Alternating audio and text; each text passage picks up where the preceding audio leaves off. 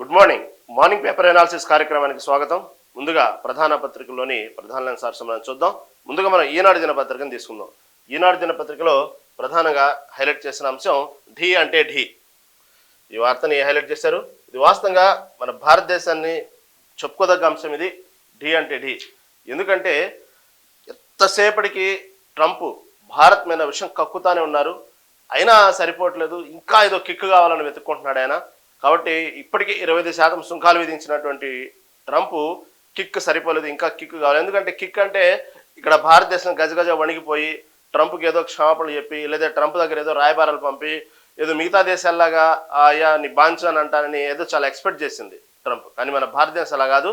మన భారతదేశం అవసరమైతే అంతటి నష్టపోయడానికైనా సిద్ధపడిద్ది, కానీ ట్రంప్ ముందు మాత్రం తలదించాల్సిన అవసరం లేదు, మోకాళ్ళుడాల్సిన అవసరం లేదు అని నిరూపించేటువంటి భారతదేశం ఆయన తెలియక ట్రంప్ పదే పదే ఇప్పటికే మొదటి నుంచి ఏదైతే ట్రంప్ గెలవాలని భారతీయులు ఎంతగా కోరుకున్నారో, ట్రంప్ ఆ విధంగా భారతీయుల యొక్క కడుపు మంటకు గురవుతున్నాడు. అదేవిధంగా ఈ రోజున ప్రతి భారతీయుడు ట్రంప్ పేరెత్తితేనే ఒక రకమైనటువంటి కోపము, చిరాకు లోనవుతున్నాడు అనమాట. ఎందుకంటే మొదటి నుంచి ట్రంప్ ఎప్పుడైతే అమెరికా అధ్యక్షుడు రెండోసారి అమెరికా అధ్యక్షుడయ్యాడో, అసలు ట్రంప్ స్వభావం తీసుకుంటే మొదటిసారి ట్రంప్ అమెరికా అధ్యక్షుడు అయినప్పుడే అతని స్వభావం చాలా మంది తెలుసు. ట్రంప్ని ఒక విచిత్రమైన ధోరణిలో చూడటం అలవాటు అందరికీ. అతని చేష్టలు కూడా చాలా విచిత్రంగా ఉంటాయి. అతను చేసేటువంటి నిర్ణయాలు కానివ్వండి, అతని మాట తీరు కానివ్వండి, ప్రవర్తన కానివ్వండి, ప్రతి విషయంలో ట్రంప్ అతని వ్యవహార శైలి అందరినీ ఒక రకమైన కమెడియను, ఒక్కోసారి విచిత్రమైన ధోరణిలో కనబడతా ఉంటాడు. అది మొదటిసారి మనం చూసాం.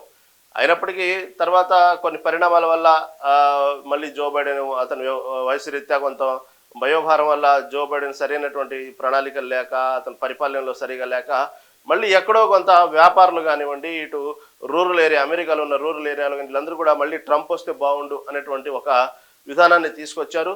వాస్తవంగా ట్రంప్ ఎన్నికల క్యాంపెయినింగ్ కూడా అదేవిధంగా చేశారు. భారతదేశం కూడా ఓకే వీళ్ళందరితో కంపెయినింగ్ చేస్తే ట్రంప్ వస్తే బాగుండు అనేటువంటి, అంటే గతంలో ఉన్నటువంటి ఆ భారతదేశంతో ఉన్నటువంటి సంబంధాల రీత్యా ట్రంప్ ఉంటేనే కొంచెం ప్లాట్ఫామ్ బాగుండిద్దని కోరుకున్నారు. ట్రంప్ గెలవటానికి అనేక రకాలుగా భారతీయులు కూడా చాలా వరకు కృషి చేశారు. కానీ ట్రంప్ యొక్క వక్ర బుద్ధి మాత్రం ఎక్కడా మారలేదు, ట్రంప్ వ్యవహార శైలి మారలేదు. ఎందుకంటే ట్రంప్ ఇప్పటికే తన వ్యవహార శైలి వల్ల ఆల్రెడీ ఎన్నికల్లో ఈసారి రెండోసారి మళ్ళీ ట్రంప్ అధ్యక్ష పోటీకి ముందు నుంచే కొన్ని న్యాయపరమైనటువంటి చిక్కులు ఎదుర్కొంటా ఉన్నాడు. అయినప్పటికీ కూడా అక్కడ అమెరికాలో ఉన్నటువంటి పౌరులు కూడా, అమెరికాలో చాలామంది మద్దతుదారులు సరే సహజంగా మన భారతదేశంలో కాకపోయినా కూడా కొన్ని వ్యవస్థలు, కొన్ని వ్యవహారాలు చూసుకుంటే కొన్ని ఖచ్చితత్వంతోనే ఉంటారు అమెరికాలో. కాబట్టి అలాంటి న్యాయపరమైన చిక్కులు ఎదుర్కొంటున్నప్పటికీ కూడా ట్రంప్ మద్దతు పలికారు. ఇటు పక్క భారతదేశంలో ఉన్నటువంటి అక్కడ ఉన్నటువంటి భారతీయులు కూడా సరే ట్రంప్ వస్తే బాగుండు అనేటువంటి కొన్ని పరిస్థితుల వల్ల, అక్కడ ఉన్నటువంటి ఉద్యోగరీత్యా కానివ్వండి, కొన్ని ఆంక్షల వల్ల ట్రంప్ వస్తేనే బాగుండని చాలా భారతీయులు కోరుకోవటమే కాదు, భారతీయులు ట్రంప్ అధ్యక్షుడిగా ఎన్నిక విషయంలో చాలా బాధ్యత కూడా తీసుకున్నటువంటి ఏరియాలు ఉన్నాయి అమెరికా వ్యాప్తంగా. అయినప్పటికీ కూడా తన సహజ బుద్ధి మాత్రం బయట పెడతానే ఉన్నాడు, అది మారదు అతనికి. అదేవిధంగా ట్రంప్ అధ్యక్షుడు అయినప్పటి నుంచి, రెండోసారి అధ్యక్షుడు అయినప్పటి నుంచి మీరు గమనిస్తే ప్రతి విషయంలో కూడా తలదూర్చడం, భారతదేశం విషయమే కాదు ప్రపంచవ్యాప్తంగా ప్రతి విషయంలో కూడా తన ఒక పెద్దల పాత్ర పోషించాలి, నా చెప్పు చేతల్లో ఉండాలి అనే విధంగా అతని ప్రవర్తన చూస్తుంటే చాలా క్లియర్ కట్గా అర్థమవుతా ఉంది. ఇప్పుడు ఉక్రెయిన్ యుద్ధంలో కానివ్వండి, ఇటు రష్యా సంబంధించిన యుద్ధంలో కానివ్వండి, అదేవిధంగా మొన్న జరిగినటువంటి ఇజ్రాయెల్ ఇరాన్ యుద్ధంలో కానివ్వండి, ప్రతి విషయంలో కలగజేసుకోవటం, దానికి నేనే పెద్దన్న పాత్ర పోషిస్తున్నాను అనేటువంటి విషయాన్ని చేసుకోవటం, మళ్ళీ ఆ యుద్ధాన్ని నేనే ఆపుతున్నాను అనేటువంటి విషయాన్ని ఎక్కువగా ఎక్స్పోజ్ చేసుకోవడంలో భాగంగా అతను అగ్గి రాజేసేది అతనే, మళ్ళీ దాని మీద మంటలు ఆర్పడానికి ప్రయత్నిస్తున్నట్టు ప్రపంచవ్యాప్తంగా ఒక శాంతి దూతలాగా మెప్పు పొందాలని ప్రయత్నించేది కూడా ట్రంపే. కాబట్టి ఇలాంటి విచిత్రమైన ధోరణి వ్యక్తి ఎలా వేగాలో అర్థం కావట్లేదు అన్నట్టు, చాలా ఏ టయానికి ఏ సమయానికి ఎలాంటి నిర్ణయం తీసుకుంటాడు, అతను నోటి గుండా ఎలాంటి వ్యాఖ్యలు వస్తాయి అనేది చాలా ఆశ్చర్యకరంగా ఉంటాయి ట్రంప్ విషయంలో తీసుకుంటే. మొన్న తీసుకున్నప్పటికి కూడా ఈ మన ఆపరేషన్ సింధూర్ విషయంలో కూడా సీజ్ ఫైర్ నా వల్లే అయిందంటూ పదే వ్యాఖ్యానించడం మనం చూసాం. వాస్తవంగా చాలా మంది అవాక్కయ్యారు. ఏంది ట్రంప్ చెప్పటం ఏంది, మనం సీజ్ ఫైర్ చేయటం ఏంది, అసలు అదిగాక మనం ఎన్నో దాదాపు 75 ఏళ్ల నుంచి మనం అనుభవిస్తున్నాం, నరకం అనుభవిస్తున్నాం, మంచితనంతో నరకం అనుభవిస్తున్నాము. చేతగాక కాదు, తలుచుకుంటే 1 గంట 2 గంటల్లో మొత్తం ఫినిష్ చేయొచ్చు దాయాది దేశాన్ని. అయినప్పటికీ కూడా ఎక్కడో ఒక అంటే దాదాపుగా 47 ముందు వరకు కూడా వాళ్ళు మన భారతీయులు కాబట్టి అదొకటను. మన భారతదేశం కూడా దాదాపుగా ఒక మంచితనం, ఎప్పటికి కూడా యుద్ధానికి నీతి ఉండదు, అయినప్పుడు ఆ యుద్ధంలో కూడా నీతి వెతుక్కునేది మన భారతదేశం. పోని ఎక్కడో కొంత ఏమంటారు, ఒక మంచితనం, ఒక సామాజిక స్పృహతో పాటు ఒక రకమైనటువంటి జాలి దయాగుణాలు ఉన్నటువంటి భారతదేశం కాబట్టి సరే, అవకాశం ఇవ్వటం, అరే మారతారనుకోవటం, నచ్చ చెప్పటం, చర్చలు చేయటం, ఒక్కోసారి మధ్య మధ్యలో అవసరమైనప్పుడు షాక్ ఇవ్వటం, సర్జికల్ స్ట్రైక్ ద్వారా కానివ్వండి, కార్గిల్ యుద్ధం ద్వారా కానివ్వండి, ఇలా అప్పుడప్పుడు స్ట్రోక్ ఇస్తున్నప్పుడు కూడా తన వక్ర బుద్ధి మార్చుకోదు మన దాయాది పాకిస్తాన్. అయినప్పటికీ అలాంటి దాదాపు 75 ఏళ్ళ నుంచి పడుతున్నాం. ఇలాంటి విషయంలో మనకు భారతీయులందరికీ కడుపులో మంట రగిల్చినటువంటి, అందరికీ ఒక రకమైనటువంటి బాధ కలిగించినటువంటి ఇంక వీళ్ళకి మాత్రం తేల్చుకోవాలి. మనం అసలు ఇంత ఘోరమైనటువంటి ఆపరేషన్ సింధూర్ సమయంలో సింధూరు దగ్గర జరిగినటువంటి కాల్పుల విషయంలో మాత్రం ఇంకా అసలు ప్రతి భారతీయుడు మాత్రం ఇది తేల్చుకోవాల్సింది, ఇంకా లాభం లేదు అనేటువంటి విషయాన్ని, అవసరమైతే ప్రతి భారతీయుడు అవకాశం వస్తే దేశం తరపున యుద్ధానికి వెళ్ళడానికి కూడా ఆర్మీతో సంబంధం లేకుండా మమ్మల్ని ఉపయోగించండి, మేము యుద్ధంలో దిగుతాం, అవసరమైతే ప్రాణాలు పోయినా పర్లేదు, ఈ సమస్య మాత్రం ఇంక ఉండకూడదు, వీళ్ళది తలనొప్పి ఉండకూడదు, మొత్తం క్లీన్ చేసి పడేయాల్సిందే అనుకున్న సందర్భంలో దాదాపుగా అక్కడ ఉన్నటువంటి ఉగ్రవాద స్థావరాలు మొత్తం ఫినిష్ చేసి దాదాపు 100 మంది ఉగ్రవాదులను ముట్టబెట్టి దాదాపుగా అంచుల దాకా వెళ్ళి విజయాన్ని తీరానికి దాదాపు ప్రపంచ పటాల్లో అసలు పాకిస్తానే లేకుండా చేయాలి అనేటువంటి ధోరణి అయినటువంటి భారతదేశానికి ఎక్కడ ఏ స్థాయిలో కూడా ఏ పరిస్థితుల్లో కూడా ఒక్కసారి కూడా మన ధీటుగా ఎదుర్కోలేకపోయింది పాకిస్తాను. అసలు ఎక్స్పెక్ట్ చేయలేదు ఆ విధంగా యుద్ధం చేస్తామని కూడా. కానీ అలాంటి పరిస్థితుల్లో చేతులెత్తి మోకాలొడ్డి క్షమించండి అనేటువంటి పరిస్థితి వచ్చిన సమయంలో అవసరమైతే ఆక్రమిత కాశ్మీరు ఇలాంటి కొన్ని డిమాండ్లు ఉన్నాయి. మనం అదేవిధంగా దానికి యుద్ధానికి ముందే దానికి సంబంధించినటువంటి నదీ జలాల ఒప్పందాలు కానివ్వండి, రవాణా వ్యవస్థ మీద కానివ్వండి, అనేక ఆంక్షలు పెట్టాం మనం. ఆంక్షలు పెట్టి ఎక్కడికక్కడ నట్టు టైట్ చేసిన తర్వాత యుద్ధంలో కూడా విజయ తీరాల దాకా వెళ్ళి విజయం సాధించి దాదాపుగా ఎక్కడెక్కడైతే ఉగ్రస్థావరాలు, దాని శిక్షణా శిబిరాలు ఇవన్నీ ఉన్నాయో ముట్టబెట్టి మనం దాదాపుగా అంచుల దాకా వెళ్ళిన తర్వాత ఒక్కసారిగా సీజ్ఫైర్ అనగానే ప్రతి భారతీయుడికి మనోవేదన గురి చేసింది. ఎంతైతే ఆ సింధూరు సమయంలో జరిగినటువంటి ఏదైతే మన భారతీయుల్ని, మన భారత స్త్రీల ముందే వాళ్ళ భర్తని ఏ విధంగా అయితే చంపినప్పుడు ఎంతో మనోవేదనకు గురయ్యారో, ఎంత ఆక్రోశానికి గురయ్యామో, ఎంత కోపం వచ్చిందో, సీజ్ఫైర్ విషయంలో కూడా అంతే యాంటీగా కోపం వచ్చింది. అలాంటి సమయంలో ఏందా ఇది, ఒక్కసారిగా ఎందుకు ఆపారు? ఒక కారణం ఉండాలంటే భారత ఆర్మీతో ఇటు భారత ప్రభుత్వం చర్చలు జరపాలి, లేదంటే 1-4 సార్లు ఆంక్షలు పెట్టాలి, చెప్పాలి, ఇలాంటి కొన్ని తతంగాలు ఉంటాయి. లేదంటే ఒక రకమైనటువంటి ఏదైతే మిగతా మిత్రపక్ష పార్టీలో లేదా ప్రతిపక్ష పార్టీలో మొత్తం అందరినీ కూర్చోబెట్టి అది ఈ విధంగా అనుకుంటున్నాం, ఎలా అయితే మీరు యుద్ధానికి వెళ్లే ముందు ఏదైతే కూర్చోబెట్టి మాట్లాడారో, అందరూ ఒప్పందం చేసుకున్నారు, ఓకే అందరూ ఎంకరేజ్ చేశారు, చేయాల్సింది యుద్ధం అన్నారో, అదేవిధంగా యుద్ధం ఆపేటప్పుడు కూడా అది పరిస్థితులు ఇలా ఉన్నాయి, ఈ విధంగా జరుగుతుంది, ఆపాలి అనేటువంటి విషయాన్ని ఎక్కడ ఏ చర్చల ద్వారా కూడా మీరు జరపలా. అలాంటి టైంలో అంత కోపద్రేకుతున్నటువంటి భారతీయుల ముందు ఒక్కసారిగా సీజ్ఫైర్ అనగానే అందరిని ఆశ్చర్యానికి గురి చేసిన మాట వాస్తవం. ఆ సమయంలో ఎందుకు ఇంకా ఆశ్చర్యం గురి చేసిన విషయం ఏంటంటే, అందరికీ ఇంత తతంగం జరగకుండా సీజ్ఫైర్ చేయడం వెనక ఏం తతంగం జరిగింది? ఓ పక్కనేమో ట్రంప్ నేను ఆపాను అంటున్నారు. అసలు మన భారతదేశానికంటే ముందు కూడా ట్రంప్ స్టేట్మెంట్ ఇవ్వడం మొదలుపెట్టాడు. ట్రంప్గా వారితే బయటకు వచ్చింది, నేను యుద్ధాన్ని ఆపేశాను, నా మాటలు 2 దేశాలు గౌరవించినాయి కాబట్టి ఆపేశాము అనేటువంటి విషయాన్ని. ఇంకా షాక్లో నుంచి భారతీయులు బయటపడక ముందే మళ్ళీ వెంటనే ఇంకొక స్టేట్మెంట్ రిలీజ్ చేశాడు. ఇద్దరికి వాణిజ్యపరమైనటువంటి ఒప్పందాల విషయంలో వార్నింగ్ ఇచ్చాను, ఇద్దరు వాణిజ్యపరమైనటువంటి వార్నింగ్ గానే ఇద్దరు సీజ్ఫైర్ ఒప్పందానికి ఓకే అన్నారని. అంటే ఎలా అంటే ఇక్కడ దేశం యొక్క పరువు, దేశం యొక్క ఏదైతే కడుపు మంటపు రగిలిపోయి ఇక్కడ భారతీయులు చనిపోయి భారత స్త్రీలు ఏడుస్తుంటే, ఇలాంటి విషయంలో ఇదే అవకాశంగా మొత్తాన్ని ముట్టబెట్టుకుంటూ వెళ్తుంటే ఇది ముఖ్యమా, లేకపోతే వాణిజ్యపరమైన ఒప్పందాలు ముఖ్యమా? ఈరోజు మోడీ అదే చెప్తున్నారు కదా, అవసరమైతే ఎంతకైనా భరిస్తాము అనేటువంటి విషయాన్ని, ఎంతైనా నష్టపోయినా పర్లేదు మన భారతదేశ రైతుల కోసం ఎంతైనా చేస్తానంటున్నారు కదా. అప్పుడు అలాంటి సమయాల్లో అలాంటి వాణిజ్య ఒప్పందమైనటువంటి విషయాలకు వచ్చేటప్పటికి ఎందుకు తలగ్గాలి? వాణిజ్యపరమైన ఒప్పందాలు అమెరికాతో లేకపోతే మన భారతదేశంలో బతకుండా ఉండలేదా? భారతదేశం అభివృద్ధి చెందకుండా ఉండలేదా? ఇక్కడ అన్ని రంగాల్లో మనం ముందంజలు వెళ్ళలేమా? ఏంది అమెరికాకి వణగాల్సినంత అవసరం ఏంది? అయినా అమెరికా మన శత్రు దేశం కూడా కాదు, పక్కనే ఉన్నటువంటి పాకిస్తాన్ లాగా. ఎందుకు అమెరికా ఒక్కసారిగా వాణిజ్యపరమైనటువంటి వార్నింగ్ ఇవ్వగానే నరేంద్ర మోదీ ఎందుకు వెనక్కి తగ్గాలి? ఇదే మాటలు, ఇదే పౌరుషం ఈరోజు రైతుల పట్ల కానీ నిన్న ఢిల్లీలో మాట్లాడినటువంటి మాటలలాగా ఆ పౌరుషం అసలు అవసరమైతే ఎంతటికైనా నష్టపోవడానికైనా సిద్ధమే అన్నటువంటి విషయాన్ని మాట్లాడినటువంటి ఇదే మోదీ అప్పుడు ఆ రోజు కూడా మోదీయే కదా. మళ్ళీ ఎందుకు వాణిజ్యపరమైనటువంటి ఒప్పందాల విషయంలో ట్రంప్ ఎప్పుడైతే వాణిజ్యపరమైనటువంటి వార్నింగ్ ఇచ్చారో వెంటనే ఎందుకు వెనక్కి తగ్గడం ఎందుకు జరిగింది? అప్పుడు ఎందుకు అసలు ఇప్పుడు కంటే కూడా ఆ రోజు ఎంతోమంది మనోభావాలకు సంబంధించిన విషయం, ఎంతోమంది సెంటిమెంట్తో కూడుకున్న విషయం, ఎంతోమంది భారతీయులు రగిలిపోతున్న సమయం. ఆ సమయంలో కేవలం వాణిజ్యపరమైన ఒప్పందాలతోనే ఎందుకు మోదీ వెనక్కి తగ్గాలి, ఎందుకు సీజ్ఫైర్ ప్రకటించాలి? ఈ విషయాన్ని ఇప్పటికీ ఒక క్లారిటీ లేదు. కానీ అలాంటి ట్రంప్ ఇలా వ్యాఖ్యలు చేసుకోవటం, తర్వాత మళ్ళీ ఒక 4 రోజులాగి 2 బలమైనటువంటి దేశాలు పోరాడుకుంటే కొన్ని లక్షల మంది ప్రాణాలు పోతాయి, అందుకే నేను పాకిస్తాన్ భారతదేశం యుద్ధాన్ని నేనే ఆపాను అనేటువంటి విషయాన్ని చెప్పడం జరిగింది. 2 బలమైన దేశాలంటే భారతదేశం ఎంత బలమైన దేశం, దాంతోపాటు కనీసం 2 గంటలు తలుచుకుంటే ఫినిష్ అయ్యేటువంటి పాకిస్తాన్ని పోల్చి కేవలం 2 బలమైన దేశాలను కంపేరింగ్ చేయడం, మనతో పాటు పాకిస్తాన్ని కూడా కంపేర్ చేయడం అనేది చాలామంది హర్ట్ అయ్యారు. హర్ట్ అవడమే కాదు, చాలామంది నెటిజన్స్ విమర్శించడం జరిగింది. దాన్ని ఒక మన భారతదేశ విదేశాంగ మంత్రి మిస్రీ కూడా దీని గురించి స్టేట్మెంట్ ఇవ్వడం జరిగింది, ముందుకు రావడం, మీడియా ముందుకు రావడం. ఇది తర్వాత చివరికి డైరెక్ట్గానే మోదీయే ట్రంప్కి ఫోన్ చేసి మాట్లాడారనే వార్తలు కూడా బయటకు వచ్చినాయి. ఇలా పదే ఇది అబద్ధం చెప్పడం మంచిది కాదనే విషయాన్ని కూడా ట్రంప్ దృష్టికి తీసుకెళ్ళడం జరిగిందనే విషయాన్ని చెప్పింది. వాస్తవంగా ఆ టైంలో కొంచెం ట్రంప్ స్టేట్మెంట్ కొంచెం డిఫరెంట్గానే వచ్చినాయి. తర్వాత నేను ఆపలేదు అనేటువంటి విషయాన్ని డైరెక్ట్ చెప్పకపోయినా కొన్ని ఒక రకమైన వెరైటీ ధోరణిలో స్టేట్మెంట్లు ఇవ్వడం జరిగింది. ఓకే, నిజమేనేమో ట్రంప్ ఇప్పుడు అర్థమైంది, ట్రంప్ డైరెక్ట్గా చెప్తే కానీ అర్థం కాలేదు, ఇది అనవసరంగా అతను పెంచేసుకుంటున్నాడు, తనకు తాను గొప్పగా చెప్పుకుంటున్నాడు అనేటువంటి విషయాన్ని మనం ఎక్స్పెక్ట్ చేసాం. అయినా మళ్ళీ 4 రోజుల తర్వాత మళ్ళీ స్టేట్మెంట్ ఇవ్వడం మొదలుపెట్టాడు.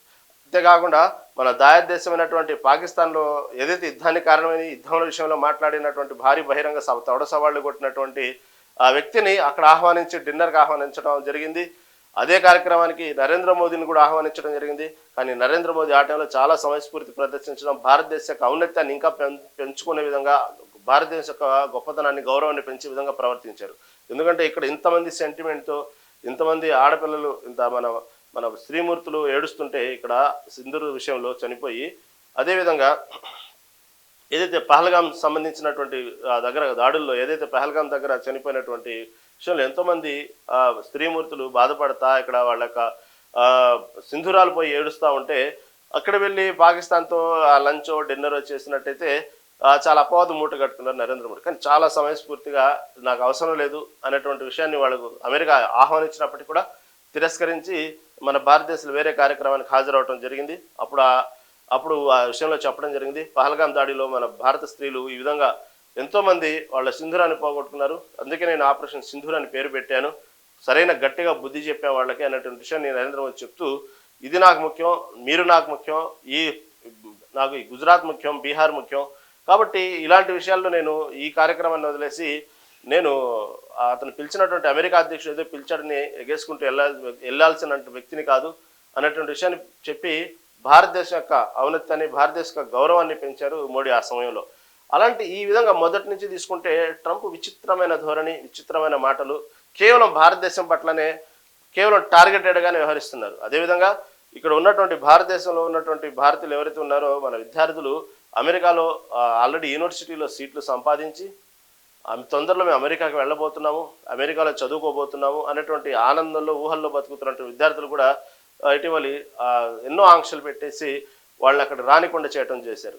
అలా ప్రతి విషయంలో, ఇటు గ్రీన్ వీసా విషయంలో కానివ్వండి, అదేవిధంగా అక్కడైతే చదువుకున్నటువంటి విద్యార్థులు 6 నెలల్లోపు వాళ్ళకి డిగ్రీ అయిపోయిన తర్వాత 6 నెలల్లోపు ఎక్కడో చోట ఉద్యోగం సంపాదించాలి, లేకపోతే అమెరికా వదిలేసి వెళ్ళిపోవాలి.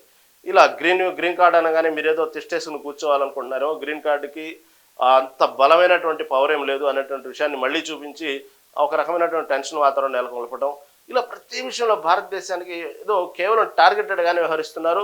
మళ్ళీ ఏమో చేతులు కలిపి మిత్రదేశం భారతదేశాన్ని పొగుడుతూ ఉన్నాడు. అసలు చాలా విచిత్రమైన ధోరణితో కొంతమంది అసలు విశ్లేషకులు అయితే అతని మాటను పట్టించుకోవాల్సిన అవసరం లేదు అనేటువంటి విషయాన్ని, ఇక్కడ మన భారతదేశంలో ఒక రాజకీయ నాయకుడు ఉన్నాడు, అతనితో పోలుస్తూ అలాంటి విచిత్రమైన ధోరణి వ్యక్తి, ఇతన్ని మనం పట్టించుకోవాల్సిన అవసరం లేదు అనేటువంటి విషయం దాకా వచ్చింది. పట్టించుకోకపోతే మళ్ళీ తారీఫ్లన్నీ తప్పదు కదా, పిచ్చోడో మంచోడో అతని చేతిలో రాయి ఉంది కాబట్టి మనం భరించాలి. కాబట్టి ఇతని స్టేట్మెంట్లు చాలా డిఫరెంట్గా ఉన్నాయి. ఇటీవలి కాలంలో జరిగిన కొన్ని పరిణామాలతో చూస్తే భారతదేశం మీద, ఇటు భారతదేశం రష్యాకు ఉన్నటువంటి సంబంధాల వల్ల అతను విషం కక్కడం మొదలుపెట్టడం జరిగింది. అటుపక్క 25% సుంకాలు విధించడం జరిగింది ఇటీవల. అది నిన్నటి నుంచి అమల్లో కూడా వచ్చేసినాయి సుంకాలు అనేవి, 25% సుంకాలు. కాబట్టి ఎవరైతే రష్యా దగ్గర చమురుకుంటున్నటువంటి దేశాలు ఉన్నాయో దాని మీద నేను ఇదే విధంగా బిహేవ్ చేస్తానంటున్నారు. మళ్ళీ ఇండియా మీద ఎందుకు ఈ సుంకాలు? పక్కన చైనా ఇవన్నీ కూడా రష్యా నుంచి దిగుమతి చేసుకున్నాయి, వాళ్ళ మీద ఆ స్థాయిలో సుంకాలు లేవు. కేవలం భారతదేశం మీదే ఈ సుంకాలు విధించడం 25%. అయినప్పటికీ కూడా భారతదేశం రష్యాతో ఎటువంటి సంబంధాలు తెగదించుకోలేదు కాబట్టి రష్యాతో సంబంధాలు కొనసాగిస్తుంటే మళ్ళీ ఆ కడుపు మంట ఓర్చుకోలేక ఇంకొక 25% అదనంటే అంటే మొత్తం 50% సుంకాలు వేశారు. ఇంకొక 50% సుంకాలతోనే షాక్లో ఉంటే సరే చూద్దాం ఎంతవరకు వెళ్ళిద్దో చూద్దాం, ఎంతవరకు వెళ్తాడో ఈ ట్రంప్ చూద్దాం అనుకుని భారతదేశం వేచి చూసే ధోరణిలో నిన్న ఒక విలేకరు అడిగిన ప్రశ్నకు కేవలం ఇదే కాదు, ఇంకా ముందు ఇంకా చాలా ఇంకా సుంకాలు ఉంటాయి, చాలా చూడబోతున్నారు, ఇదే కాదు ఇది ట్రైలర్ ఇంకా సినిమా ఉందన్నట్టు చెప్పడం ట్రంప్ వ్యాఖ్యల వెనక ఉద్దేశం ఏందో అర్థం కావట్లేదు.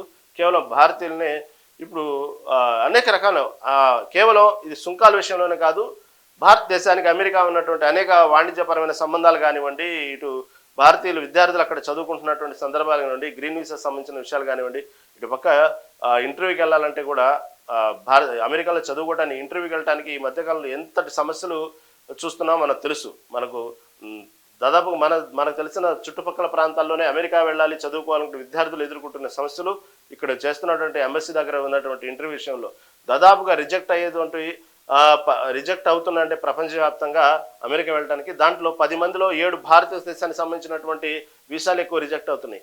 ఈ విధంగా అనేక రకమైన షరతులు పెట్టడం, అదేవిధంగా మొదటి నుంచి ఆ విద్యార్థి దాదాపుగా గత 5 ఏళ్లలో నుంచి అతను సోషల్ మీడియా, అతను చాటింగ్ మొత్తం చేయటం, టెస్ట్ చేయటం, దానికి తదనుగుణంగా వీసాని ఓకే చేయటం, ఇలా అనేక రకాలైన ఆంక్షలు అతని సంబంధించినటువంటి పాస్పోర్ట్స్ ఇవన్నీ కామన్గా చెక్ చేస్తారు. దాంతోపాటు అతను ఎన్నాళ్ళ నుంచి సోషల్ మీడియా ఏం వాడాడు, తర్వాత అతని సంబంధించినట్టు ఆధార్ కార్డు ఇవన్నీ కూడా చెక్ చేస్తూ అనేక ఆంక్షలు పెడుతూ ఎక్కడికక్కడ ఒక 10 రిజెక్ట్ అయితే ప్రపంచవ్యాప్తంగా ఎక్కువ దాంట్లో 6-7 భారతదేశానికి సంబంధించిన వీసాలు రిజెక్ట్ అయ్యే విధంగా చూడటం, ఇలా ప్రతి విషయంలో కేవలం భారతదేశాన్ని టార్గెటెడ్గా ముందుకెళ్తుంది అమెరికా. ఈ విషయంలో ట్రంప్ నిన్న వ్యాఖ్యలు కూడా కేవలం చాలా క్లియర్గా మనం ఒక శత్రువుని గదిలిస్తే ఎలా మాట్లాడతారు అలాగే మాట్లాడటం మొదలుపెట్టాడు ట్రంప్. ఇప్పటికే 25%తో ఈరోజు అమల్లోకి వచ్చింది, ఇంకా 20% తొందరలో అమల్లో రాబోతుంది. అంటే టోటల్గా 50% సుంకాలు విధించాడు మన భారతదేశం మీద. అదేవిధంగా ఇక్కడ ఉన్నటువంటి ఐఫోన్ సంబంధించినటువంటి పరిశ్రమలు ఎక్కడెక్కడ స్థాపించొద్దు, వెనక్కి వచ్చేయడం ఆంక్షలు విధించాడు. అదేవిధంగా భారతదేశంతో ఉన్నటువంటి కొన్ని సంబంధాల విషయంలో షరతులు పెడతా ఉన్నాడు వాణిజ్యపరమైనటువంటి విషయాల్లో. ఇది 50% సరిపోక ఇంకా ముందు ఇంకా భారీ సుంకాలు ఉంటాయని, ఎందుకంటే కేవలం రష్యా దగ్గర చమురు కొంటున్నందువల్ల వద్దంటున్నా కూడా భారతదేశం చమురు కొంటుంది కాబట్టి అనేటువంటి విషయాన్ని క్లియర్ కట్గా చెప్పడం జరుగుతుంది. ఇటు పక్క ఇంత జరుగుతున్నప్పుడు కూడా చూస్తున్నాం ఇక్కడ చాలా క్లియర్గా చెప్తున్నాడు ట్రంప్. రష్యా నుంచి చమురు కొంటున్న కారణంతో భారత్పై 50% సుంకాలను విధించిన అమెరికా అధ్యక్షుడు డొనాల్డ్ ట్రంప్ మరో బాంబు పేల్చారు. తదుపరి మరిన్ని ఆంక్షలు చూస్తారంటే హెచ్చరించారు. శ్వేత సౌధంలోని ఓవల్ కార్యాలయంలో ఆయన మీడియాతో మాట్లాడారు. భారత్పై మేము 50% సుంకాలను విధించిన విషయం మీకు తెలుసు. ఆ దేశం రష్యా నుంచి చమురు దిగుమతి చేసుకునే దేశాల్లో 2వ స్థానంలో ఉంది. తొలి స్థానంలో ఉన్న చైనాకు అతి దగ్గరగా ఉంది. అందుకే భవిష్యత్తులో మరిన్ని ఆంక్షలు చూడబోతున్నారు. ఇది శాడిజం. ఈ మోడీ మాట్లాడే శాడిజం ఇంత ఘోరంగా ఉండిద్ది. నిజంగానే అతను శాడిస్ట్ అనాలో, పిచ్చోడనాలో, లేకపోతే ఒక రకమైనటువంటి వక్రబుద్ధోడనాలో ఏమో తెలియదు, కానీ కేవలం ఇలా భారతదేశం మీద విషం కక్కుతా ఉన్నాడు ఈ ట్రంప్. ఈ వ్యాఖ్యలను చేశారు. కానీ దానికి ధీటుగా ఎక్కడ కూడా ఆ విషయంలో మోదీకి మాత్రం హ్యాట్సాప్ చెప్పాల్సిందే. ఎక్కడ కూడా భారతదేశ యొక్క గౌరవాన్ని కాపాడుతూ మోడీ ఎప్పుడైతే ఆంక్షలు మొదలుపెట్టాడో ప్రపంచవ్యాప్తంగా ఎక్కడైతే మొత్తం ఒక్కసారిగా అలాంటి ఏంది ఇది భారతదేశానికి అమెరికాకు ఉన్న సంబంధాలు, ఇటుపక్క ట్రంప్కు మోదీకి ఉన్నటువంటి పరిచయాలు, ఇంత స్నేహాస్తం అందించినప్పుడు కూడా ఏంది ఇది అనేటువంటి ప్రపంచంలో అన్ని దేశాలు ఒక్కసారిగా డైవర్ట్ అయినాయి. ఏం జరుగుతుంది అసలు వీళ్ళకని.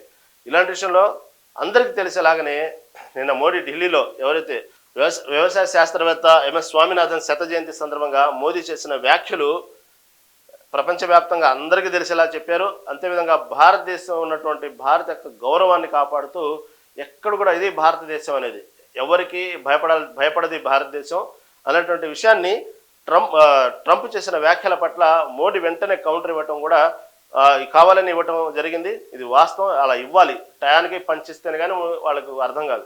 అదేవిధంగా మోదీ చేసిన వ్యాఖ్యలు కూడా ట్రంప్ విధించిన అదనపు సుంకాలపై ప్రధాని మోదీ గట్టిగా సమాధానం ఇచ్చారు.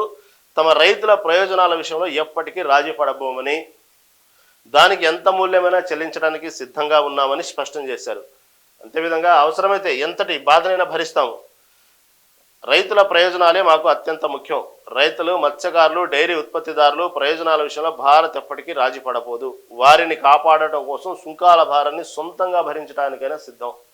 ఈ విషయాన్ని నిన్న మొన్నటి వరకు కేవలం భారతదేశంలో తయారైనటువంటి మేడ్ ఇన్ ఇండియా వస్తువులు మాత్రమే కొనండి అన్నటువంటి విషయాన్ని చెప్పినటువంటి మోదీ ఈరోజు అవసరమైతే రైతుల కోసం సొంతంగా ఎంత నష్టపోవడానికైనా సిద్ధంగా ఉన్నాం, రైతుల ప్రయోజనాలే ముఖ్యం, కాబట్టి రైతుల కోసం మేము ఎవరికి మేము భయపడాల్సిన అవసరం లేదు, అనుభవిస్తాం, ఎంతటి కష్టాన్నైనా నష్టాన్నైనా అనుభవిస్తాము, మీరేం భయపడొద్దు అనేటువంటి విషయాన్ని ఎవరైతే పిచ్చి కుక్క కరిచినోడు వాగినట్టు వాగుతున్నటువంటి ట్రంప్కి సరైనటువంటి సమాధానం ఇచ్చారు మోదీ. కాబట్టి ఎక్కడ కూడా వాస్తవం అలాగే ఉండాలి.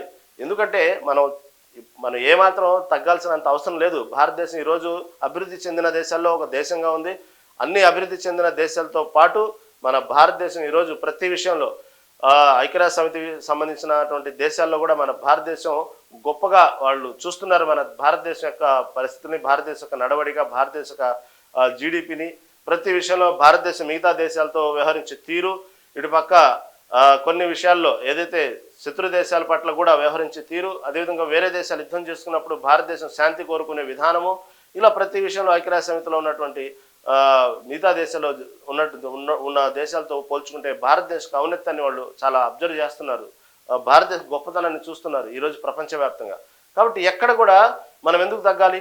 మనం ఎంతో అభివృద్ధి చెందుతున్నాము, అనేక రంగాల్లో అభివృద్ధి చెందుతున్నాము. మొన్న చూస్తే కరోనా సమయంలో భారతదేశం ఏ విధంగా మిగతా దేశాల్లో కాపాడింది, మిగతా దేశాలు ఏ విధంగా ఆదర్శమైంది మనం చూసాము. కేవలం ఒక వ్యాక్సిన్ వల్ల ఎంతమంది ప్రాణాలు కాపాడాము, దానికి కారణం ఎవరు? మన భారతదేశం. అదేవిధంగా మొన్న ఏదైతే మొన్నటికి మొన్న ఆపరేషన్ సింధూర్ సమయంలో వాడినటువంటి క్షిపణులు ఎంతోమంది మిగతా దేశాలు భారతదేశాన్ని చూసేలా చేసాయి, మన భారతదేశ శక్తి తెలియజేసేలా చేసింది. వాస్తవంగా యుద్ధాన్ని పాకిస్తాన్ అడ్డం పెట్టుకుని చైనా తన ఆయుధాన్ని వాడుకోవడానికి ఉపయోగిస్తే భారతదేశం తన ఆయుధాల యొక్క పవర్ని చూపించి భారతదేశం హైలైట్ అయింది. ఇలా ఎన్నో దేశాలకి ఆదర్శమైంది భారతదేశం. మనం ఎక్కడ తగ్గాల్సిన అవసరం లేదు, అభివృద్ధి చెందుతున్నాము. మన భారతదేశం చూడండి, అసలు అమెరికాలో దాదాపుగా ఉన్నటువంటి కంపెనీల్లో దాదాపు సగానికి పైగా ఉన్నటువంటి కంపెనీల సీఈఓలు అందరూ భారతదేశం వాళ్ళే ఉన్నారు. అందుకే ట్రంప్కి సగం మంట. అదేవిధంగా అభివృద్ధి చెందింది కాబట్టే ట్రంప్కి మంట. ప్రతి విషయంలో కూడా భారతదేశం ఎదుగుదలని ఓర్చుకోలేకనే ఈ ట్రంప్ కడుపు మంట అనేది చాలా క్లియర్ కట్గా అర్థమవుతుంది. ఎందుకంటే సొంత వాళ్లే ఉండాలి, ఇక్కడ సొంత వాళ్ళకే ముందు ఇంపార్టెంట్ ఇవ్వాలి, లోకల్ వాళ్ళకే ఉద్యోగాల అవకాశాలు ఇవ్వాలి. ఇవన్నీ ట్రంప్ ఆంక్షలు తీసుకురావడానికి కారణం ఎక్కడికక్కడ అమెరికాలో ఎటు చూసినా భారతీయులే విస్తరించిపోయారు. ప్రతి కంపెనీ సీఈఓ దాదాపుగా సీఈఓలు అందరూ మన భారతీయులే ఉంటున్నారు. అంతేకాదు అక్కడ జరిగేటువంటి ఏదైతే అమెరికాలో ఉన్నటువంటి రాజకీయాల్లో కూడా మన భారతీయులు చాలామంది ఉన్నారు, చాలామంది మంచి ఉన్నత పదవుల్లో ఉన్నారు, అక్కడ శాసిస్తున్నారు కూడా. కాబట్టి ప్రతి విషయంలో వ్యాపార రంగాలు చూసుకోండి, అక్కడ తెలియకుండానే అక్కడ భారతీయులందరూ ఒక చెప్పాలంటే దానికి సంబంధించిన రియల్ ఎస్టేట్ వ్యాపార రంగంలో కానివ్వండి, ఇటుపక్క అన్ని విషయాలు దూసుకోబోతున్నారు. కేవలం అమెరికాలో దాదాపుగా ఎటు చూసినా ఇది మనం భారతదేశంలో ఉన్నామా ఎక్కడ ఉన్నామా అనేటువంటి విషయాన్ని కూడా కొన్ని ఏరియాలు చూస్తే కేవలం మన ఇండియాలో మనం తెలిసిన ప్రాంతాల్లో తిరుగుతున్నట్టు ఉన్నది. ఎందుకంటే అంతమంది భారతీయులు ఉన్నారు, ఆ ఎన్విరాన్మెంట్ భారతదేశం లాగా ఉన్నది. కాబట్టి చూస్తుండగానే భారతీయులు ఆ విధంగా డెవలప్ అయిపోయారు అమెరికాలో. అది ఆ విధంగా అవ్వటానికి భవిష్యత్తులో ఏమన్నా ప్రమాదం అనుకున్నాడేమో తెలియదు, కానీ టోటల్గా ఒక కడుపు మంటని రగల్చడం మొదలుపెట్టింది ట్రంప్ విషయం. ఎందుకంటే ఇలా భారతదేశ గొప్పతనాన్ని చూడలేకపోతున్నాడు అతను. ప్రతి విషయంలో కూడా ముందంజలో ఉన్నాము. కాబట్టి మనం ఎవరికి భయపడాల్సిన అవసరం, కేవలం అమెరికాగానే కాదు, ఏ దేశానికి మనం భయపడాల్సిన అవసరం లేదు. ఏ దేశానికంటే మనం తక్కువేం కాదు, అభివృద్ధి చెందాము. మన జీడిపి చూసుకున్నాము, చాలా భారీ స్థాయిలో మన జీడిపి అభివృద్ధి రేట్లో ఉంది. ఎక్కడ ప్రతి రంగంలో కూడా భారతదేశం చాలా చాలా గొప్పలో ముందంజలో వెళ్తూ ఉంది. అదిగోండి ఇక్కడ చెప్పినటువంటి మాటలు చూస్తే, అయితే అమెరికా అదనపు సుంకాల వల్ల రెండు దేశాల మధ్య తలెత్తిన వివాదం తాత్కాలికమేనని, త్వరలోనే సమసిపోతుందని ప్రవాస భారతీయ సంఘాలు అభిప్రాయపడ్డాయి. చర్చలు ఫలించి త్వరలో ఒప్పందం కుదురుకునే అవకాశం ఆశాభావం వ్యక్తం చేస్తున్నాయి. 50 లక్షల మంది ప్రవాస భారతీయులు అమెరికా అభివృద్ధిలో భాగస్వాములుగా ఉన్నారని పేర్కొన్నారు. భారతీయ ఉత్పత్తులపై 50% సుంకాలను వేయడాన్ని ఇండియన్ అమెరికన్ల నేత, బైడెన్ మాజీ సలహాదారు అజయ్ భటోరియా ఖండించారు. అమెరికాలో తక్కువ ధరలకు లభించే 50% జనరిక్ మందులను భారత్ సరఫరా చేస్తుంది. ఈ సుంకాలు వాటి ధరలను పెంచుతాయి. దీనివల్ల అమెరికాలోని కుటుంబాలు, సీనియర్ సిటిజన్లు ఈ విధంగా విషయాన్ని ప్రస్తావించాయి. అదేవిధంగా రష్యా నుంచి చమురు కొనుగోలు చేస్తున్న భారత్పై అమెరికా విధించిన అదనపు సుంకాలు తీవ్ర దుమారం రేపుతున్నాయి. ఈ విషయంలో రెండు దేశాలు ఢీ అంటే ప్రపంచంలోనే అత్యధిక సుంకాలను తమపై విధించడంతో భారత్ ధీటుగా స్పందించింది. తమ దేశంలోని రైతులు, మత్స్యకారులు, పాల ఉత్పత్తి రంగాల్లో వారి ప్రయోజనాలు ముఖ్యమని స్పష్టం చేసింది. అవసరమైతే ఆ భారాన్ని తామే భరిస్తామని వెల్లడించింది. మరోవైపు భారత్పై మరిన్ని ఆంక్షలు విధిస్తామని అమెరికా అధ్యక్షుడు ట్రంప్ ప్రకటించారు. ఇక ఆయన విధించిన సుంకాలు గురువారం నుంచి అమల్లోకి వచ్చాయి. దీనివల్ల అమెరికా కొన్నింటి ధరలు పెరుగునున్నాయి అంటే ఈ విధంగా చెప్తుంటే, ఇక ట్రంప్ మాత్రం త్వరలో మనం ఈ సుంకాలు విధించాం భారత్ పైన, కొన్ని లక్షల మిలియన్ల డాలర్లు మన అమెరికాకు రాబోతున్నాయి అంటూ ఒక రకమైనటువంటి పైశాచిక ఆనందం పొందుతూ చేసిన వ్యాఖ్యలు మనం చూస్తున్నాం. ఎందుకంటే ఇవన్నీ కూడా ట్రంప్ చేసిన వ్యాఖ్యలు ఇవి. దాదాపుగా మనకు తొందరలో మిలియన్ల డాలర్లు రాబోతున్నాయి ఈ సుంకాల వల్ల, కాబట్టి అమెరికా యొక్క ఆర్థిక రేటు పెరగబోతుందంటూ ఒక రకమైన పైశాచికానందంలో మాట్లాడుతూ ఉన్నారు ట్రంప్. ఈ వ్యాఖ్యను ఈ విధంగా ఓవరాల్గా ఇటు భారతదేశం, అమెరికా ఢీ అంటున్నాయి. కాబట్టి ఎక్కడ కూడా తగ్గేది లేదంటూ అమెరికా సంబంధించి భారతదేశం చేసిన వ్యాఖ్యలు కూడా ఇప్పుడు ప్రస్తుతం అన్ని చర్చలకు దారితీసినాయి. ప్రపంచవ్యాప్తంగానే మిగతా దేశాలు కూడా అబ్జర్వ్ చేస్తున్నాయి. ఇప్పటికే అమెరికాలోనే గతంలో ఉన్నటువంటి జో బైడెన్ సంబంధించినటువంటి ఏదైతే రాజకీయానికి సంబంధించిన కమిటీ కూడా ఇప్పటికే ఖండించడం జరిగింది. అనేక దేశాలు దీన్ని ఖండిస్తున్నాయి. ఈ విధంగా ఇంత భారీ సుంకాలు విధించడం అనేది కరెక్ట్ కాదు అనేటువంటి విషయాన్ని, అదే విషయంగా చూస్తే భారతదేశం కూడా భరించడానికి సిద్ధమవుతుంది. కానీ ఎక్కడ ట్రంప్ విషయంలో మాత్రం వెనక తగ్గేది లేదంటూ భారతదేశం వివరిస్తుంది. ఇది ఈనాడు దినపత్రిక హైలైట్ చేసిన వార్తలు. ఇక తర్వాత ఇది తెలంగాణ ప్రజలను అవమానించడం అంటూ వార్త హైలైట్ చేసింది ఈనాడు దినపత్రిక. ఈ నిన్నటి వరకు బీసీ రిజర్వేషన్ సంబంధించిన వరకు జంతర్ మంతర్ దగ్గర ధర్నా నిర్వహించారు. 2 రోజుల నుంచి తెలంగాణ రాష్ట్ర వ్యాప్తంగా ఉన్నటువంటి కాంగ్రెస్ పార్టీ ఎమ్మెల్యేలు, ఎంపీలు, అక్కడే విధంగా ఇండియా కూటమికి సంబంధించినటువంటి అనేక పార్టీల ఎంపీలు కూడా ఆ ధర్నాలో పాల్గొనడం జరిగింది. రిజర్వేషన్ల పట్ల గట్టిగానే కేంద్ర ప్రభుత్వం మీద ఒత్తిడి తేవాలి అనేటువంటి విషయాన్ని రేవంత్ రెడ్డి సర్కారు ప్రయత్నించినప్పటికీ ఎక్కడ దానికి సంబంధించినటువంటి చర్చలు ఎక్కడ సఫలమవ్వలేదు. ధర్నాలు మాత్రం ఒక రంగం ఈ రిజర్వేషన్ సంబంధించి విఫలమైందని చెప్పాలి. ఎందుకంటే ఎక్కడైతే బిల్లు సంబంధించినటువంటి రాష్ట్రపతి దగ్గర ఉందో రాష్ట్రపతిని కలవాలని ప్రయత్నం చేశారు. కానీ రాష్ట్రపతి నుంచి ఎటువంటి సానుకూలమైన నిర్ణయం రాకపోగా కనీసం అక్కడ మన ముఖ్యమంత్రి రేవంత్ రెడ్డికి, తెలంగాణ ముఖ్యమంత్రి రేవంత్ రెడ్డి కనీసం అపాయింట్మెంట్ కూడా ఇవ్వలేదు. ఆ విషయంలో మాత్రం రేవంత్ రెడ్డికి అపాయింట్మెంట్ దొరకకపోవడానికి కారణం మాత్రం ఇటు కేంద్రంలో ఉన్న బీజేపీ పార్టీ అంటూ కూడా ఇటు పక్క కాంగ్రెస్ పార్టీ చెప్తా ఉంది. ఈ విధంగా కేవలం అక్కడ అపాయింట్మెంట్ దొరకకుండా చేశారు. ఇది ఇండియా కూటమి నేతలకు ఢిల్లీలోని తన నివాసంలో రాహుల్ గాంధీ ఇచ్చిన విందుకు హాజరైన సందర్భంగా ఆయన పుష్పగుచ్చం అందించి కరచాలనం చేస్తున్న సీఎం రేవంత్ రెడ్డి, చిత్రంలో కర్ణాటక ముఖ్యమంత్రి సిద్ధరామయ్య. అయితే ఈ నిన్న చేసినటువంటి ఏదైతే బీసీలకు సంబంధించిన 42% రిజర్వేషన్ ధర్నాలో రాహుల్ గాంధీ, ఇటు ఖర్గే ఏసీసీ అధ్యక్షుడు ఖర్గే కూడా పాల్గొంటారనే వార్తలు మొదట్లో వచ్చినాయి. కానీ కొన్ని కారణాల వల్ల వాళ్ళకు ఉన్నటువంటి అపాయింట్మెంట్, టైం టేబుల్స్ వల్ల దానికి అటెండ్ కాలేకపోయారు. దీని మీద ప్రతిపక్షాలు, ఇటు బీఆర్ఎస్ పార్టీ కూడా చాలా భారీ స్థాయిలో విమర్శలు చేయడం జరిగింది. దాంట్లో తెలుసు అది చిత్తశుద్ధి లేదు, దాంట్లో కావాలని ముఖం చాటేశారు. ఇక్కడ మన తెలంగాణకు సంబంధించిన బీసీల కంటే ముఖ్యం వేరే పనులు ఉన్నాయి వాళ్లకు, అందుకే వాళ్ళు వెళ్ళిపోయారు అనేటువంటి విషయాన్ని ఇటు పదే బీఆర్ఎస్ నిన్న నుంచి ఊకదంపుడుగా చెప్తా ఉంది. ఇది కేవలం ఫెయిల్ అయింది. బీసీ రిజర్వేషన్ అనేది అక్కడ సంబంధించినటువంటి బీసీ నాయకులే లేరాడ ముఖ్యం. అసలు బీసీ నాయకులు ఉన్నట్టయితే అక్కడ ఉన్నటువంటి బీసీ రిజర్వేషన్ విషయంలో అక్కడ చేసే ఉండే ధర్నాలో చిత్తశుద్ధి ఉంటే అక్కడ బీసీలకు పాల్గొనాలి, ఎవరు బీసీలు కూడా లేరు. ఇలా రకరకాల విమర్శలు చేస్తాం నిన్న నుంచి బీఆర్ఎస్ పార్టీ. ఈ విషయంలో నిన్న ఏదైతే ఇండియా కూటమికి సంబంధించిన నేతలు మొత్తానికి తన నివాసంలో విందు అరేంజ్ చేశారు రాహుల్ గాంధీ. ఆ సందర్భంగా మన తెలంగాణ రాష్ట్ర ముఖ్యమంత్రి రేవంత్ రెడ్డితో దిగిన ఫోటోని హైలైట్ చేసింది ఈనాడు దినపత్రిక. ఏదేమైనప్పటికీ కూడా రాష్ట్రపతి అపాయింట్మెంట్ మోదీ, అమిత్ షాలు అడ్డుకున్నారు అనే వార్తను హైలైట్ చేశారు.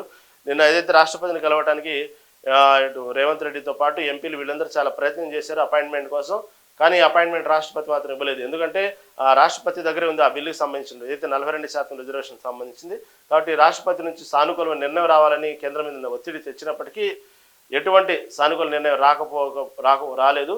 అందువల్ల ఆ సందర్భంగా కేవలం మోదీ, అమిత్ షాలే రాష్ట్రపతి అపాయింట్మెంట్ దొరకకుండా చేశారు అనేటువంటి వ్యాఖ్యల్ని కూడా కాంగ్రెస్ పార్టీ చెప్తుంది. ఈ వ్యాఖ్యలను కూడా హైలైట్ చేశారు.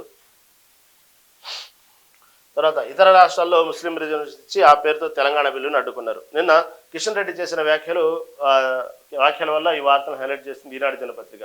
కిషన్ రెడ్డి ఎప్పుడైతే కేవలం ఇది బీసీ రిజర్వేషన్ కాదు, ఇది బీసీ రిజర్వేషన్ పేరిట ముస్లింలకు రిజర్వేషన్ ఇచ్చేలాగుంది. ఈ రిజర్వేషన్ కనుక అమల్లోకి వస్తే కేవలం బీసీలకు ఉపయోగపడి మాత్రం 5%, ఇక్కడ 10% వరకు ముస్లింలు లాభపడుతున్నారు. కాబట్టి ఈ బీసీలకు సంబంధించినటువంటి ముస్లిమ్స్ రిజర్వేషన్ కనుక లేకుండా 100% బీసీలకే 42% రిజర్వేషన్ ఇచ్చేటువంటి విషయం ముందుకు తీసుకొస్తే, ఆ ప్రతిపాదన తెస్తే మాత్రం అవసరమైతే నేను మాట్లాడతాను రాష్ట్రపతితో, నేను మాట్లాడతాను మోదీతో, నేను మాట్లాడతాను అమిత్ షాతో, నేనే వ్యవహారం మొత్తం నడుపుతాను. బీసీలో 42% రిజర్వేషన్ వచ్చేలా నేను ప్రయత్నిస్తాను. కాబట్టి మీరు ముందుగా బీసీలకు సంబంధించి ఈ రిజర్వేషన్లో ముస్లింలకు లేకుండా మీరు ప్రతిపాదన ముందుకు వస్తే నేను ఓకే సిద్ధమైనటువంటి విషయాన్ని నిన్న కిషన్ రెడ్డి చెప్పడం పట్ల ఒక్కసారిగా తీవ్ర చర్చకు దారితీసింది. ఇటు కాంగ్రెస్ పార్టీ నుంచి కూడా తీవ్ర ప్రతిఘటన ఎదురైంది. ఓకే, మీరు చెప్పినట్టుగానే మీరు దేశవ్యాప్తంగా ఎక్కడైనా ముస్లిమ్స్కి రిజర్వేషన్ లేకుండా మీ పార్టీలు ఎన్నికలప్పుడు ఎజెండాలో లేకుండా, మీ పార్టీలు అధికారంలో చోట బీసీలో రిజర్వేషన్ లేకుండా మీరు అలా చేస్తున్నారా? కేవలం తెలంగాణకి ఎందుకు పెడుతున్నారు ఆంక్షలు? ఇది కరెక్ట్ పద్ధతి కాదు. అసలు మనకు స్వాతంత్రం వచ్చినప్పటి నుంచి ముస్లింలకు రిజర్వేషన్ అనేది రాజ్యాంగంలో ఉంది. కాబట్టి దాని ప్రకారం ముందుకు వెళ్తున్నాము. మేము ప్రత్యేకంగా ముస్లింలకు రిజర్వేషన్ ఇచ్చింది ఏం లేదు. ఇదే విధంగా మీరు చెప్పగలరా? ఈ విధంగా ఉంది, ఈ ఫలానా వాళ్ళకు రిజర్వేషన్ ఇవ్వకుండా ఇలా ఇలా పార్టీలు ఉంటాయి అనే విషయాన్ని మీరు గట్టిగా చెప్పగలరా? మీరు ఎన్నికల క్యాంపెయిన్లో ఇలాగే ముస్లిమ్స్ రిజర్వేషన్ ఇస్తామని మిగతా రాష్ట్రాల క్యాంపెయినింగ్ చేయలేదా? అమలు చేయట్లేదా? మళ్ళీ కేవలం తెలంగాణకి ఎందుకు ఈ విషయాన్ని చేస్తున్నారంటే, మీరు కావాలనే ఈ బీసీ రిజర్వేషన్ మీరు అడ్డుకుంటున్నారు, కావాలనే మీరు డ్రామాలు ఆడుతున్నారు అనే విషయాన్ని రేవంత్ రెడ్డి ప్రభుత్వం చెప్పడం జరిగింది. ఇటు పక్క నిన్న చాలా గట్టిగానే కౌంటర్ ఇచ్చారు. పొన్నం ప్రభాకర్ వీళ్ళందరూ కూడా చాలా గట్టిగా కౌంటర్ ఇచ్చారు కిషన్ రెడ్డికి. ఆ విషయాన్ని కూడా ఇక్కడ హైలైట్ చేశారు. ఆ పార్టీ ధోరణికే ప్రజలు బుద్ధి చెప్తారు అన్న విషయాన్ని సీఎం రేవంత్ రెడ్డి మండిపాటు. కేసీఆర్ బందీగానే ఉన్నారు, జైల్లో అవసరం లేదని వ్యాఖ్య. నిన్న ఒక ఢిల్లీలో చిట్చాట్లో ఒక విలేకరు అడిగిన ప్రశ్నకు రేవంత్ రెడ్డిని, ఏంది తొందరలో మీరు కేసీఆర్ని జైలుకి పంపుతున్నారంట కదా, ఎప్పుడు పంపిస్తున్నారు అనేటువంటి విషయాన్ని అడిగినప్పుడు, నేనెందుకు పంపిస్తాను, అలాంటి కక్ష సాధింపు ధోరణి నా దగ్గర ఎప్పుడు ఉండదు, ఆల్రెడీ అతను జైల్లోనే ఉన్నారు, నేను పర్టికులర్ నేను పంపాల్సిన అవసరం లేదు, ఆయనకి ముఖ్యమంత్రి పదవి నుంచి ఊడగొట్టి నేను ఫామ్ హౌస్ పంపించాను, అదే ఆయనకి ఇచ్చిన జైలు శిక్ష, అంతకంటే పెద్ద జైలు శిక్ష ఏం లేదు, అలాంటి ఒక వ్యక్తిగతంగా నేను కక్ష సాధింపు ధోరణిలో వెళ్ళే వ్యక్తిని అయితే నేను కాదు అనేటువంటి విషయాన్ని రేవంత్ రెడ్డి చెప్పడం జరిగింది. ఆ విషయాన్ని కూడా ఇక్కడ హైలైట్ చేశారు. ఈ బీసీ రిజర్వేషన్ కోసం పోరాడుతున్న తమకు రాష్ట్రపతి అపాయింట్మెంట్ రాకుండా ప్రధాని మోదీ, హోంమంత్రి అమిత్ షాలు అడ్డుకున్నారని సీఎం రేవంత్ రెడ్డి ఆరోపించారు. ఇది తెలంగాణ ప్రజలను అవమానించడమేనన్నారు. బీసీల 42% రిజర్వేషన్ల బిల్లుపై బుధవారం జంతర్ మంతర్లో ధర్నా చేపట్టిన ఆయన రాష్ట్రపతి అపాయింట్మెంట్ కోసం గురువారం సాయంత్రం వరకు ఎదురు చూశారు. రాకపోవడంతో సీఎం ఇక్కడ తన నివాసంలో విలేకరులతో మాట్లాడారు. ఈ విషయాన్ని హైలైట్ చేసింది ఇక్కడ ఈనాడు దినపత్రిక. ఈ విధంగా నిన్న ఏదైతే బీసీ రిజర్వేషన్ కోసం జంతర్ మంతర్ వద్ద గత 2 రోజుల నుంచి పోరాడుతున్న విషయంలో మాత్రం బీసీ రిజర్వేషన్ కోసం పోరాడారు అనేటువంటి విషయాలే కానీ ఎక్కడ కూడా కేంద్రం దగ్గర ఒత్తిడి తెచ్చి కేంద్రం నుంచి ఎటువంటి స్టేట్మెంట్ రాలేదు, ఇటు పక్క రాష్ట్రపతి అపాయింట్మెంట్ దొరకలేదు. కాబట్టి ఆ ధర్నా సక్సెస్ అయిందనుకోవాలా, కేవలం కాంగ్రెస్ పార్టీ బీసీ రిజర్వేషన్ పట్ల చిత్తశుద్ధిగా వ్యవహరించింది, ప్రయత్నించిందని చెప్పుకోవడానికి ఉపయోగపడిద్దా అనేది విషయాన్ని మాత్రం అర్థం కావట్లేదు. ఎందుకంటే ఏదేమైనప్పటికీ కూడా ఈ స్థానిక సంస్థల ఎన్నికలకు సంబంధించి బీసీ రిజర్వేషన్ కనుక ఇప్పటికీ రాష్ట్రపతిని సానుకూలమైన నిర్ణయం రాలేదు, ధర్నాల్లో ఉపయోగం జరగలేదు. కాబట్టి ఇక నెక్స్ట్ స్టాప్ ఏం తీసుకోవాలి? ఏదో మన జంతర్ మంతర్ దగ్గర ఏదో ధర్నా చేసాము, మేము ప్రయత్నించాము, మోడీ అమిత్ షాను అడ్డుకున్నారు అని చెప్పినంత మాత్రం సరిపోదు. ఎందుకంటే ఈ పక్క కోర్టు వెనక నుంచి ఎంటాడుతుంది, సెప్టెంబర్లోపు స్థానిక సంస్థల ఎన్నికలు జరపాల్సిందే అని. మళ్ళీ ఈ విషయంలో ఎటువంటి నిర్ణయం తీసుకునేది రేవంత్ రెడ్డి సర్కారు. ఇటు దాదాపు అర్థమైపోయింది, ఈ బీసీల రిజర్వేషన్ సంబంధించి కేంద్రం అయితే సానుకూలంగా లేదు, కానీ స్థానిక సంస్థల ఎన్నికలు మాత్రం జరపాలి, స్థానిక సంస్థల ఎన్నికలు జరపాల్సింది మాత్రం బీసీ రిజర్వేషన్తోనే జరుపుతామంటూ రాష్ట్రం ఇప్పటికే మాట ఇచ్చింది. ఏదేమైనప్పటికీ ఎన్ని కష్టాలను భరించి రిజర్వేషన్తోనే ముందుకు వెళ్తామనేటువంటిది. కానీ ఇక్కడ చూస్తే న్యాయపరమైనటువంటి అనేక రకాల చిక్కులు ఉన్నాయి. మళ్ళీ ఇటు చూస్తే సెప్టెంబర్లోపు ఎన్నికలు జరపాల్సింది కోర్టు గట్టికి కూర్చుంది, డెడ్ లైన్ విధించింది. ఇలాంటి సమయంలో ఎలా ముందుకు వెళ్ళాలి? ఇది స్థానిక సంస్థల ఎన్నికల మీద ఇప్పుడు కొనసాగుతున్న సస్పెన్స్. ఎందుకంటే ఇలాగే దాటవేసే ధోరణితో కనుక వెళ్ళిపోతే రాష్ట్ర ప్రభుత్వం ఇదే విధంగా బీసీ రిజర్వేషన్ అడ్డం పెట్టుకుని ఇలాగే వచ్చినప్పుడే చేద్దాము, లేకపోతే ఇలాగే ధర్నాలు, ఇలాగే మా దాటవేసే ధోరణి, ఇలాగే ముందుకు వాయిదాల పద్ధతులు ఇప్పటికే దాదాపుగా 2 సంవత్సరాలుగా వస్తుంది. ఇలాంటి దాటవేసే ధోరణికి వెళ్తే ఈ పంచాయతీకి సంబంధించినటువంటి ఏదైతే కేంద్రం నుంచి వచ్చే నిధులు కూడా అవి కూడా ఇదైపోతాయి, ల్యాప్స్ అయిపోతాయి. అప్పుడు దానివల్ల చాలా రాష్ట్రం నష్టం పోయింది, కేంద్రం నుంచి వచ్చే నిధులు కూడా ఆగిపోతాయి. కాబట్టి అన్ని విధాలుగా నష్టం రాష్ట్ర ప్రభుత్వానికి. కాబట్టి ఎన్నికలు ఎట్టి పరిస్థితుల్లో జరపాల్సిందే. అది జరిపితే కానీ కేంద్రం నుంచి వచ్చే గ్రామ పంచాయతీల నిధులు మాత్రం వర్కౌట్ అవుతాయి. లేకపోతే మొత్తం లాస్ అయిపోయింది, స్టేటు చాలా కోల్పోయింది నిధులు మాత్రం, కేంద్రం నుంచి వచ్చే నిధులు. కాబట్టి ఇప్పటికే దీనికి సంబంధించి ఎటువంటి ముందుకు వెళ్లాల్సిందే అని డిసైడ్ అయినట్టు తెలుస్తూ ఉంది వార్తలు. ఏదైనప్పటికీ స్థానిక సంస్థల ఎన్నికలకు ముందుకు వెళ్లాల్సిందే అని డిసైడ్ అయినట్టు వార్తలు వస్తూ ఉన్నాయి. ఈ 42% రిజర్వేషన్తోనే వెళ్ళాలి అనేటువంటి గట్టి నిర్ణయంతో ఉన్నట్టు ఉన్నది. కాబట్టి ఎలా వెళ్ళాలి, న్యాయపరమైన చిక్కులు ఎలా ఉంటాయి, ఇండివిజువల్గానే తీసుకుని వెళ్తే పరిస్థితులు ఎలా ఉంటాయి, ఇవన్నీ కూడా ఇప్పుడు సర్కారు చాలా మెంటల్ ఎక్సర్సైజ్ చేస్తూ ఉంది. చూడాలి భవిష్యత్తులో ఏమైంది అనే విషయాన్ని కూడా. ఇదిగోండి ఇక్కడ చెప్పినట్టుగానే నేను చెప్పినట్టు ప్రత్యామ్నాయాలపై సర్కారు దృష్టి, ఎట్టి పరిస్థితుల్లో పంచాయతీ ఎన్నికలు నిర్వహించాలని కాంగ్రెస్ యోచన. స్థానిక సంస్థల ఎన్నికల్లో బీసీలకు 42% రిజర్వేషన్ కల్పించి చేసిన బిల్లుకు రాష్ట్రపతి ఆమోదం లభించే అవకాశం లేకపోవడంతో ప్రత్యామ్నాయాలపై రాష్ట్ర ప్రభుత్వం దృష్టి సారించినట్టు. అదేవిధంగా ఢిల్లీలో ధర్నా చేసిన ఆశించిన ఫలితం రాకపోవడంతో రాష్ట్రపతి అపాయింట్మెంట్ దక్కకపోవడం, మరోవైపు హైకోర్టు ఆదేశాల మేరకు సెప్టెంబర్ ఆఖరులోగా ఎన్నికలు నిర్వహించాల్సి ఉండటంతో తన ముందున్న మార్గాలను ప్రభుత్వం పరిశీలిస్తున్నట్లు తెలిసింది. ఎన్నికలు నిర్వహించకపోతే కేంద్రం నుంచి పంచాయతీలకు నిధులు ఆగిపోతాయని, ఎట్టి పరిస్థితుల్లో నిర్వహించాల్సిందన్న అభిప్రాయంతో ప్రభుత్వం ఉన్నట్లు తెలుస్తోంది. త్వరలో కాంగ్రెస్ రాజకీయ సలహా కమిటీ సమావేశం నిర్వహించి స్థానిక సంస్థల ఎన్నికలపై చర్చించి జీవో ద్వారా రిజర్వేషన్ కల్పించాలి. కాబట్టి ఈ తొందరలో ఒక సలహా కమిటీ వేసి ఎట్టి పరిస్థితుల్లో రిజర్వేషన్తోనే వెళ్ళాలనేటువంటి యోచనలో అయితే కాంగ్రెస్ ప్రభుత్వం ఉంది. లేకపోతే మాత్రం చాలా నిధులు కోల్పోవాల్సి వచ్చింది. ఇది ఈ విషయాన్ని హైలైట్ చేసింది. తర్వాత బీజేపీ ఈసీ భారీ మోసం అంటూ మొన్న చేసినటువంటి వ్యాఖ్యలే రాహుల్ గాంధీ మళ్ళీ దీని మీద ఒక వ్యాఖ్యలు వచ్చింది. దీనికోసం అవసరమైతే బెంగళూరులో నిరసన ప్రదర్శన నిర్ణయం అనేటువంటి వార్తను కూడా హైలైట్ చేశారు. ఎందుకంటే మొన్నటి వరకు ఈవీఎంల విషయాల మీద ఉన్నటువంటి ఏదైతే అపనమ్మకం ఉందో, ఈవీఎంల వల్లే పార్టీల యొక్క రాజ్యాధికారాలు తనామునకలైపోతున్నాయి, తలకిందులైపోతున్నాయి. ఇటు ప్రజల ఆదరణ ఉన్నప్పటికీ కూడా ఎన్నికల సమయం వచ్చేటప్పటికి రిజల్ట్స్ వేరేగా వస్తున్నాయి. దీని వెనక మాత్రం ఎక్కడో ఈవీఎంల మిషన్లు అదే ఏదో జరుగుతుంది, టెక్నికల్గా ఏదో జరుగుతుంది, పొరపాటు జరుగుతుంది, ఈవీఎంలతోనే అధికారంలోకి వస్తుంది బీజేపీ పార్టీ అనేటువంటి విషయాన్ని పదే పదే ప్రస్తావిస్తున్నటువంటి ఆ తరుణంలో కొత్తగా రాహుల్ గాంధీ ఎన్నికల కమిషన్ దగ్గరే ఒక గూడుపుటాన్ని జరుగుతుంది, ఎన్నికల కమిషనే దీనికి ప్రధానమైనటువంటి కారణము కాబట్టి అంటూ ఈ మహాదేవపుర అనేటువంటి ఒక ఓటర్ల జాబితా దీనికి నిదర్శనము. కేవలం ఈ ఎన్నికల కమిషను బీజేపీ పార్టీ కుమ్మక్కయ్యి ఓట్ల చోరీకి పాల్పడుతున్నారు అనేటువంటి విషయాన్ని హైలైట్ చేయడం జరిగింది. కాబట్టి ఈ విషయంలో ఇప్పటికీ ఎన్నికల కమిషను చాలా సీరియస్ కూడా అయింది. లేనిపోయిన అబండాలు వేయటం కాదు, ఒక మాట మాట్లాడి దానికి విలువ ఉండాలి, దీని గురించి చాలా సీరియస్గా తీసుకుంటాము. ఎన్నికల కమిషన్ ఎందుకు ఆ విధంగా తారుమారు చేస్తుంది అనేటువంటి విషయాన్ని ఎన్నికల కమిషన్ ఇప్పటికీ గట్టిగా వార్నింగ్ ఇచ్చింది. అయినప్పటికీ కూడా రాహుల్ గాంధీ నా దగ్గర అణుబాంబు లాంటి ఒక ఆధారం ఉంది, అది నేను తొందరలో బయట పెట్టబోతున్నాను, ఈ ఎన్నికల కమిషన్ ఏ విధంగా ఊకదుంపుడుగా ఓటర్ల జాబితా సవరణలో ఏ విధంగా చేస్తుంది అనేటువంటి విషయాన్ని ఎన్నికల కమిషన్ బీజేపీ కుమ్మక్కయ్యి ఈ ఓటర్ల జాబితా వల్ల ఏ విధంగా అన్యాయం చేస్తున్నారు, బీజేపీ పార్టీ గెలుపే అనుకూలంగా ఏ విధంగా మలుచుకుతున్నారు అనేటువంటి విషయాన్ని నా దగ్గర సాక్ష్యాధారాలు సాగా ఉన్నాయి, అణుబాంబు లాంటి ఆధారం ఉంది నా దగ్గర అంటూ రాహుల్ గాంధీ ఇటీవల చేసిన వ్యాఖ్యలు కూడా మనం విన్నాం.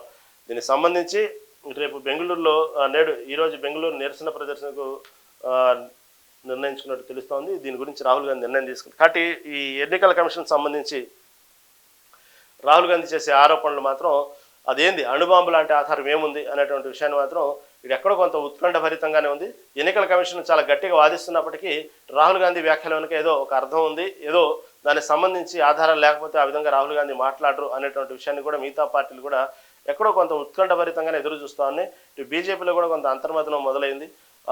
ఏంది ఎటువంటి ఆధారం, ఏంది అణుబాంబు లాంటి ఆధారం అంటాడు, మామూలు ఆధారం కూడా కాదు, అణుబాంబు లాంటి ఆధారం నా దగ్గర ఉంది, ఎన్నికల కమిషన్ బీజేపీ కుమ్మక్కై ఏ విధంగా ఓటర్ల జాబితాను ఏ విధంగా అన్యాయం చేస్తున్నారు అనే విషయాన్ని కేవలం అధికారంలో బీజేపీ పార్టీ వచ్చే విధంగానే ఏ విధంగా వీళ్ళు వ్యవహరిస్తున్న తీరు ఇవన్నీ నా దగ్గర ఆధారాలు ఉన్నాయంటారు. మళ్ళీ ఈరోజు బెంగళూరులో నిరసన కార్యక్రమంలో మళ్ళీ కొత్త కొత్త విషయాలు రాహుల్ గాంధీ సంచలన ఆరోపణలు ఏం చేస్తారో కూడా మనకి ఈరోజు చూడాల్సిందే. ఎందుకంటే అసలు ఇవన్నీ ఒక ఎత్తితే ఇటు దేశంలో ఎన్నికలు అనేవి ఎంత సజావుగా సాగాల్సిన ఎన్నికలు కేవలం నిన్నటి వరకు ఈవీఎంల పాత్ర ఉందనేటువంటి ఎక్కడో కొంత అనుమానపు చూపులు, సరైనటువంటి ఈరోజు కూడా సంతృప్తికరమైన సమాధానం దొరక్క అనేక రాజకీయ పార్టీలు దాని గురించి మల్లగుల్లాలు పడుతున్నాయి. ఎందుకంటే అసలు ఈవీఎంలు అనేటువంటి తెచ్చుకొచ్చినటువంటి దేశాలే మళ్ళీ దానికి కాదు, ఈవీఎంలు కాదు అనేటువంటి పాత పద్ధతి ధోరణిలోకి వెళ్తుంటే కేవలం మన దేశం ఇంకా ఈవీఎంల ధోరణిలోనే ఉండటం వల్ల అనేక అనుమానాలు తావిస్తుంది. ఎందుకంటే గట్టిగా వాదించడం, ఈవీఎంలు వద్దు అనేటువంటి విషయాన్ని మనం చెప్తున్నప్పటికీ కూడా పదే పదే ఈవీఎంల మీద ఎన్నికలు జరపడం, ఈవీఎంలో ఎటువంటి ఇది ఎలక్ట్రానికే కానీ దీనికి సంబంధించినటువంటి ఎక్కడ కూడా దీనికి హ్యాక్ చేయడం కుదరదు, ఇది కేవలం ఒక బ్యాటరీతో నడిచేదే, దీన్ని ఎటువంటి హ్యాక్ చేయడం కుదరదు అంటూ కేవలం ఎన్నో దాని ద్వారా ట్రయల్స్ వేసి ఈవీఎంల వల్ల ఎటువంటి పొరపాట్లు జరగట్లేదని ఇలా పదే పదే దానికి సంబంధించినటువంటి ఎగ్జాంపుల్ కొన్ని రిసిప్ట్స్ కొట్టడము, కొన్ని ఓట్లు వేయటము, లేకపోతే దానికి సంబంధించినటువంటి అనేక రకమైనటువంటి కోర్టు ముందు ప్రవేశపెట్టి ఈవీఎంలో ఎటువంటి పొరపాటు లేదు, కావాలంటే టెస్ట్ చేయండి, ఇలాంటి అన్నీ చేస్తున్నారు. కానీ ఎందుకు గతంలో లాగా ఎన్నికలు ఎందుకు జరపట్లేదు, బ్యాలెట్ పద్ధతులు ఎందుకు వెళ్ళటానికి ఎందుకు వెనకాడుతుంది అన్నటువంటి విషయాన్ని కూడా కొన్ని రాజకీయ పార్టీలు అనుమానిస్తున్నాయి. ఎందుకంటే ఏదైతే ఈవీఎంలో తీసుకొచ్చి ఈవీఎంల ద్వారా ఎన్నికలు జరిపిన దేశాలే ఈవీఎంలో ఏదో పొరపాటు జరుగుతుంది అన్నటువంటి విషయాన్ని గమనించి వాళ్ళే బ్యాలెట్ బాక్స్ పద్ధతిలోకి వెళ్ళిపోతే వీళ్ళు ఎందుకు కావాలని పదే పదే దాని మీద ఎక్స్ప్లెయిన్ చేయడానికి టైం కేటాయిస్తున్నారు, వెనకేసుకొస్తున్నారు, ఈవీఎంలే ముఖ్య పాత్రలుగా పోషించినట్టు మాట్లాడుతున్నారే కానీ ఎందుకు దీన్ని తీసేయలేకపోతున్నారు? దీన్ని తీసేయలేకపోవడానికి వెనక ఏదైనా కారణం ఉందా? గట్టిగా అందరూ అనుమానిస్తుండగానే బీజేపీ పార్టీని ఈవీఎంలు కాపాడుతున్నాయా అనేటువంటి విషయాన్ని ఈ రోజు వరకు కూడా అది మొన్న జరిగినటువంటి ఆంధ్రప్రదేశ్ ఎన్నికల విషయంలో కూడా ఇదే మీమాంస. గతంలో వైసీపీ గెలిచినప్పుడు టీడీపీ అదే వ్యాఖ్యానించింది, అప్పట్లో ప్రజారాజ్యం కూడా అదే వ్యాఖ్యానించింది. ఇప్పుడు నిన్న గెలిచినప్పుడు ఏదైతే కూటమి ప్రభుత్వం అధికారంలో వచ్చే ముందు వచ్చినటువంటి భారీ స్థాయిలో వచ్చినటువంటి ఓట్ల సంఖ్య కానివ్వండి, ఇటుపక్క నియోజకవర్గాలు కానివ్వండి, గెలిచినటువంటి నియోజకవర్గాల్లో తెలుగుదేశం పార్టీ ఎక్కడ కూడా డెడ్ ఎండ్లో గెలవలేదు, భారీ మెజార్టీతోనే గెలిచింది ప్రతి నియోజకవర్గంలో. దీని పట్ల ఇంకా అనుమానపు చూపులు ఎక్కువైపోయినాయి. ఇలా చూస్తుంటే ఈవీఎంల మీద పదే పదే వ్యాఖ్యానించేటప్పుడు పాత పద్ధతులు వెళ్ళటానికి ఎందుకు ఇన్నాళ్ళు దాదాపుగా 2009 నుంచి పోరాడుతూనే ఉన్నాయి ప్రతి పార్టీ కూడా ఈవీఎంలు వద్దు పాత బ్యాలెట్ బాక్స్ పద్ధతిలోకి వెళ్దాము అనేటువంటి విషయాన్ని. అయినప్పటికీ కూడా బీజేపీ ప్రభుత్వం కావాలనే ఎక్కడ దాన్ని వదులుకోవటానికి కోరుకోవట్లేదు ఈవీఎం విషయం. కాబట్టి ఎప్పుడైతే పదే పదే ఈవీఎంల గురించి ఇన్ని వ్యాఖ్యలు చేస్తున్నప్పటికి కూడా అన్ని పార్టీలు కూడా వద్దు బ్యాలెట్ పద్ధతికి వెళ్దాం అన్నప్పటికి కూడా ఎందుకు ఒకే దేశం ఒకే ఎన్నిక అనేటువంటి నినాదం ముందుకు తీసుకురావటం, ఈవీఎంలు కావాల్సిందని పట్టుబట్టడం బీజేపీ, ఇవన్నీ చూస్తూ ఉంటే కొన్ని పార్టీలు మాత్రం ఇంకా ఎన్ని చేసినప్పుడు కూడా అది అధికారంలో రావాలా వద్దా అనేది ఆటోమేటిక్గా డిసైడ్ అయిపోతుంది, అదే పార్టీ గెలుస్తుంది, వాళ్ళే నిర్ణయించుకుంటున్నారు, ముందు అసలు ఎన్నికలు కూడా ఉండవు అన్నటువంటి విషయాన్ని రాహుల్ గాంధీ చేసిన వ్యాఖ్యలు ఇప్పుడు పెద్ద దుమారం రేపుతున్నాయి. ఈరోజు చూడాలి బెంగళూరులో చేసేటువంటి వ్యాఖ్యలు ఎటువంటి దుమారం రేపుతాయి. ఇప్పటికే నిరసన దిగడానికి సిద్ధమైంది రాహుల్ గాంధీ. వాస్తవంగానే మనం కూడా ఆలోచిస్తే ఈ ఈవీఎంల పాత్ర అనేటప్పటికి వచ్చేటప్పటికి ఒక్కసారి వాళ్ళు చేసేటువంటి ఏదైతే ఈవీఎంల పట్ల చేసేటువంటి ఎన్నికల కమిషన్ కానివ్వండి, ఇటుపక్క టెక్నీషియన్స్ కానీ చేసే వ్యాఖ్యలు చూస్తూ ఉంటే వాస్తవంగానే అది ఆ బ్యాటరీలోనే ఎలక్ట్రానిక్ రూపంలోనే ఉంటుంది. ఎందుకంటే అదేవిధంగా దానికి ఏదైతే ఆన్లైన్ పద్ధతిలోనో దానికంటే ఒక సాఫ్ట్వేర్ దానికి కేటాయించినట్టయితే ఈవీఎంలకి అనుమానించడానికి కొంత ఛాన్స్ ఉంది. ఎందుకంటే ఆన్లైన్లో ఉంది కాబట్టి హ్యాక్ చేయొచ్చు, దానికి పాస్వర్డ్స్ మార్చుకోవచ్చు, రకరకాలుగా చేయొచ్చు. కానీ ఇది బ్యాటరీతో నడుస్తుంది, ఎలక్ట్రానిక్, ఎక్కడ దీనికి చిప్ ఉండదు, దీనికి హ్యాక్ చేయడానికి ఉండదు, దానికి సంబంధించిన ఎటువంటి కమ్యూనికేషన్ అనేది వైఫై అనేది దానికి ఎక్కడ ఉండదు. కానీ అంత సాధ్యం కాదు ఈవీఎంలను చేయడం అంటే. కానీ కొన్ని సందర్భాలు చేయొచ్చు అనేటువంటి కొన్ని మిగతా దేశాలు చూస్తున్నప్పుడు మిగతా దేశాల ఎన్నికల్లో మిగతా దేశాల అభిప్రాయం ఏంటంటే చేయొచ్చు అంటున్నారు. వాళ్ళు చెప్తున్నప్పుడు కొన్ని సందర్భాల్లో కొన్ని అనుమానపు మాటలు మాత్రం బయటకు వస్తూ ఉన్నాయి. కాబట్టి ఇంతటి సందేహాల మధ్య ఎందుకు ఎన్నికలు ఈవీఎంలు లేకపోతే గతంలో లాగా బ్యాలెట్ పద్ధతిలో వెళ్తే ప్రమాదం ఏం లేదు, ఎందుకు బ్యాలెట్ పద్ధతిలో వెళ్ళడానికి ఇదవుతున్నాయి అనేటువంటి విషయాన్ని చూస్తూ ఉన్నారు.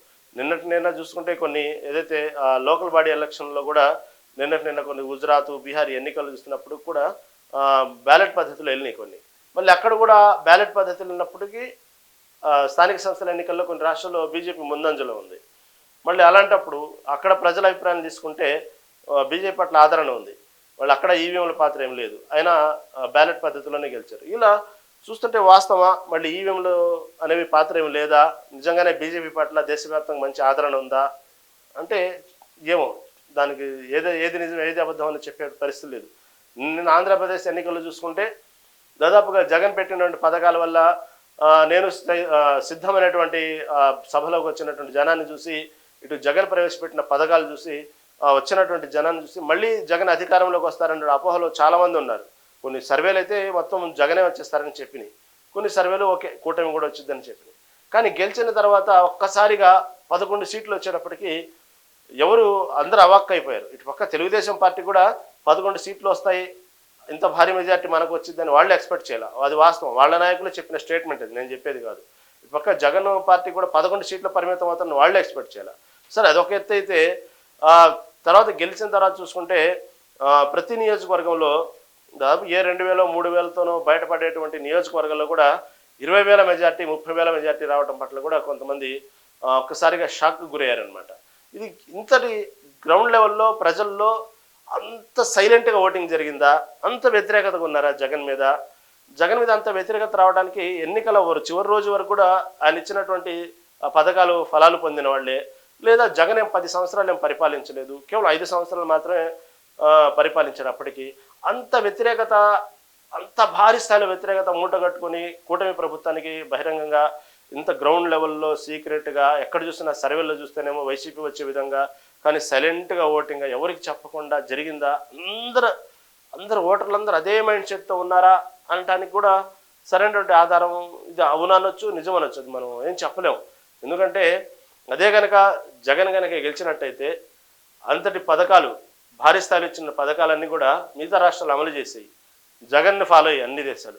ఓకే, మనం పరిపాలించకపోయినా కేవలం పథకాల రూపంలో ప్రజలకు ఇస్తే చాలు, జగన్ లాగా కొన్ని వేల కోట్లు ప్రజల రూపంలో ప్రజల అకౌంట్లో డబ్బులు వేసుకుంటూ అది పథకాలు అమలు చేసుకుంటే చాలు, అధికారం రావచ్చు అనేది ఫాలో అయ్యేవాళ్ళు. కాబట్టి ఒక్కసారిగా ఎప్పుడైతే జగన్ ఓడిపోయాడో మనం ఎన్ని పథకాలు ఇచ్చినా, ప్రజల ఓటర్ల అకౌంట్లో ఎన్ని డబ్బులు వేసినప్పటికీ కూడా ప్రజల తీర్పు మాత్రం చాలా సైలెంట్గా ఉండేది అని చెప్పి ఒక్కసారిగా షాక్కు గురైన మిగతా రాష్ట్రాలు, లేకపోతే అన్ని రాష్ట్రాలు జగన్ని ఫాలో అయ్యేవాళ్ళు. ఈ విషయంలో మాత్రం ప్రజా తీర్పు పట్ల మాత్రం ఏదేమైనప్పటికీ కూడా ఒక రకంగా అందరినీ షాక్ గురి చేసింది అనుకోవాలి. కాబట్టి పథకాలే ముఖ్యం కాదు, అభివృద్ధి కూడా ముఖ్యం అనేటువంటి విషయాన్ని ఇక్కడ ఆంధ్రప్రదేశ్ ఎన్నికలు చూస్తే మనకు అర్థమైపోతూ ఉన్నది. ఇది ఈనాడు దినపత్రికల ప్రధాన అంశాలు. చూస్తూనే ఉండండి మెగా 9 టీవీ.